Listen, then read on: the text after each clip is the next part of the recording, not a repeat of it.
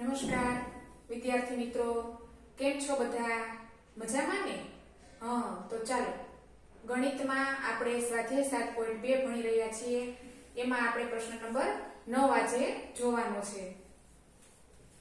9 ની આગળના બધા પ્રશ્નો આપણે જોઈ લીધા છે.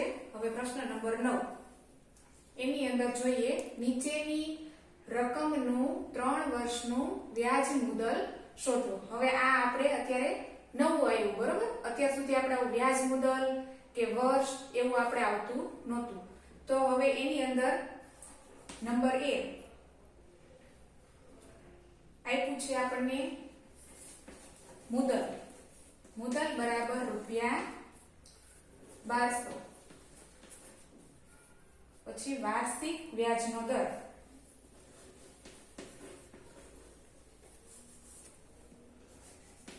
વાર્ષિક વ્યાજ દર બરાબર 12%.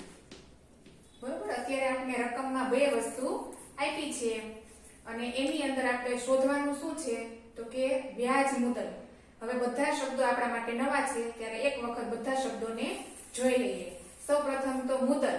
મુદલ એટલે કે આપણી પાસે જે મૂળ રકમ છે એને આપણે મુદલ એટલે કે પૈસા, કુલ પૈસા જે આપણી પાસે હોય મૂળ રકમ એને મુદલ કહેવાય.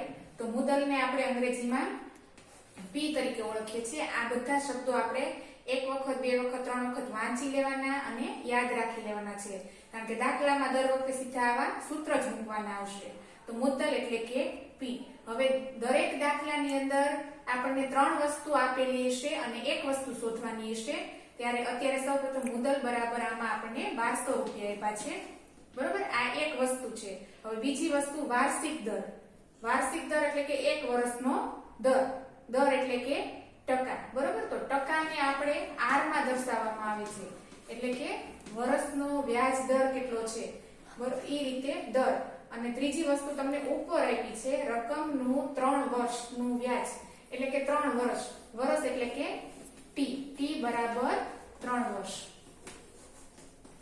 આ 3 રકમ તમને આપેલી હોય અને ચોથી રકમ તમારે સૌપ્રથમ વ્યાજ ગોતવું પડે. વ્યાજ એટલે કે I, બરોબર? I બરાબર વ્યાજ એ શોધવાનું છે. હવે આ 4 રકમમાંથી કોઈ પણ ક્યારેક 3 રકમ તો આપણને આપી જ હોય અને ચોથી વસ્તુ ગોતવાની હોય છે. આ આપણું સૂત્ર છે, આને યાદ રાખી લેવાનું છે, તો જ આપણે ગમે એ દાખલા આવડશે. તો એના માટે સૂત્ર છે વ્યાજ શોધવા માટેનું, સાદું વ્યાજ શોધવા માટેનું I બરાબર PRT/100. આ સૂત્ર છે. આ સૂત્રની અંદર આપણે આ બધી રકમ ગોઠવવાની છે અને પછી આપણે એનો દાખલો કરવાનો છે. તો આપણે વ્યાજ ગોતવાનું છે. વ્યાજ એટલે કે I. તો I જે ગોતવાનું હોય એને એક બાજુ રાખવાનું છે. હવે P કેટલા આપ્યા છે તો રકમમાં જોવાનું. P બરાબર 1200 ગુણ્યા R કેટલા આપ્યા છે, R બરાબર 12% ગુણ્યા T. T એટલે કે વર્ષ કેટલા છે, 3 વર્ષ અને છેદમાં 100. બરોબર? અત્યારે આપણે આ જે સમીકરણ ગોઠવાઈ ગયું છે આની અંદર આપણે છેદ ઉડાડવાના. 0 0 જાય. અંશમાં કેટલા વધ્યા? 12 ગુણ્યા 3. તો I બરાબર આ બધાનો આપણે ગુણાકાર કરવાનો છે. 12 ગુણ્યા 12 એટલે કે 144 ગુણ્યા 3. 144 ગુણ્યા 3. 4 તેરી 12 નો બગડો વધી આવી 1, 12 ને 13 નો તગડો વધી આવી 1, 3 એકા 3 4. બરોબર? એ 432 રૂપિયા. આ આપણું શું આવ્યું? I એટલે કે આપણું સાદું વ્યાજ મળ્યું છે. પરંતુ રકમમાં શું પૂછ્યું? સાદું વ્યાજ નહીં, વ્યાજ અને મુદલ બંને ભેગી કરવાની છે. એટલે વ્યાજ આપણને મળી ગયું છે 432 રૂપિયા અને મુદલ આપણને રકમમાં આપેલી છે, એટલે કે વ્યાજ વત્તા મુદલ, એટલે એ બંનેનો સરવાળો કરવાનો. તો એ લખવાનું વ્યાજ મુદલ બરાબર વ્યાજ વત્તા મુદલ, એટલે કે I વત્તા મુદલ એટલે કે P. તો કેટલી છે? વ્યાજ કેટલું છે? 432 વત્તા 1200. તો કેટલા થાય આ બંનેનો સરવાળો? 32 અને 16. બરોબર? 16 ને 32 રૂપિયા વ્યાજ મુદલ થાય.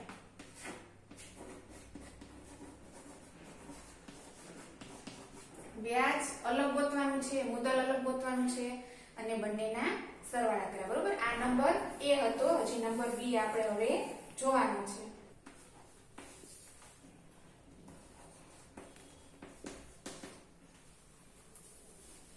હવે નંબર B ની અંદર મુદ્દલ આપણને આપેલું છે 7500 રૂપિયા અને વાર્ષિક વ્યાજ દર કેટલો આપ્યો છે? વ્યાજ દર બરાબર આપણને 5% આપ્યો છે. બરોબર, અને શું શોધવાનું છે? વ્યાજ મુદ્દલ શોધવાનું છે.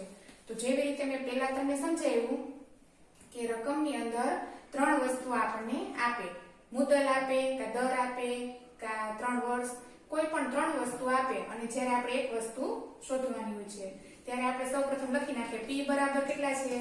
7500 રૂપિયા. એના પછી વાર્ષિક વ્યાજ દર કેટલો છે? એટલે કે R બરાબર કેટલા છે? 5%. એના પછી 3 વર્ષ આપણને આપી દીધું છે, 3 વર્ષ. જો તમને આવી રીતે સાદી રીતે R ને એવું યાદ ન રહેતું હોય તો કેવી રીતે? રેટ એટલે કે R, બરોબર, ટાઈમ એટલે કે વર્ષ, સમયગાળો. એ રીતે તમે આ બંને શબ્દને યાદ રાખો અને બાકીના બંને શબ્દ પછી આપણે આપણી રીતના યાદ રાખી લેવાના છે. તો સાદું વ્યાજ શોધવા માટેનું સૂત્ર P R T છેદમાં 100. I બરાબર P કેટલા આપ્યા છે? 7500 ગુણ્યા R કેટલા છે? 5 ગુણ્યા ટાઈમ 3 વર્ષ છેદમાં 100. 0 0 જાય. હવે આપણે બધાનો ઉપરનો ગુણાકાર કરવાનો છે. 75 50 અને 3. બરોબર, હવે આપણે એનો ગુણાકાર કરીએ તો અહીંયા 75 અને 5 તેરી 15. તો એકમ દશકની 0, 55 25, 7 5 35, 36 37, 5 12 નો બગડો 11. બરોબર, એટલે કે I બરાબર 1125 રૂપિયા. આ આપણું શું આવ્યું છે? વ્યાજ આવ્યું છે. હવે આપણે શું ગોતવાનું છે? વ્યાજ મુદ્દલ. આપણે પ્રશ્ન પૂછ્યો છે વ્યાજ મુદ્દલ શોધો. તેથી વ્યાજ મુદ્દલ બરાબર વ્યાજ વત્તા મુદ્દલ. કેટલું છે આપણું વ્યાજ? 1125 વત્તા મુદ્દલ કેટલું છે? 7500. રકમમાં જોતું જવાનું અને લખતું જવાનું. બંનેનો સરવાળો 25 6 8 રૂપિયા. બરોબર, તેથી આપણું વ્યાજ મુદ્દલ કેટલું થાય? 8625. બરોબર, A અને B નંબર પૂરા. જો અમારો વિડીયો તમને ગમ્યો હોય તો લાઈક કરો, શેર કરો, સબસ્ક્રાઇબ કરો.